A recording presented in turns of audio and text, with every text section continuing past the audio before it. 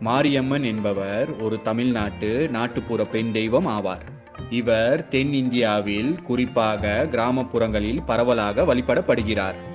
தென்னிந்தியா மட்டுமில்லாமல் தமிழர்கள் அதிகம் வசிக்கும் இலங்கை, மலேசியா, சிங்கப்பூர் போன்ற நாடுகளிலும் மாரியம்மன் அதிகமாக வணங்கப்படுகிறார். கோடை காலங்களில் ஏற்படும் வெப்பத்தால் மனிதர்களுக்கு அம்மை போன்ற வெப்பகால நோய்கள் ஏற்படுகின்றன. இந்த வெப்ப நோய்கள் வராமல் தடுக்க கோடை காலத்தில் மழை பெய்து குளிர்ச்சி அடைய வேண்டும் என்று நினைத்து மழையை தர மாரியம்மனை வேண்டுவர். தமிழில் மாரி என்றால் மலை என்று பொருள். இதனால் மழையை தருவதால் இவரை மாரியம்மன் என்று பக்தர்கள் அழைக்கின்றனர். மாரியம்மன், மாரியம்மா, மாரியாத்தா, மாரி, அம்மா என்று பல பெயர்களிலும் அழைக்கப்படுகிறார்.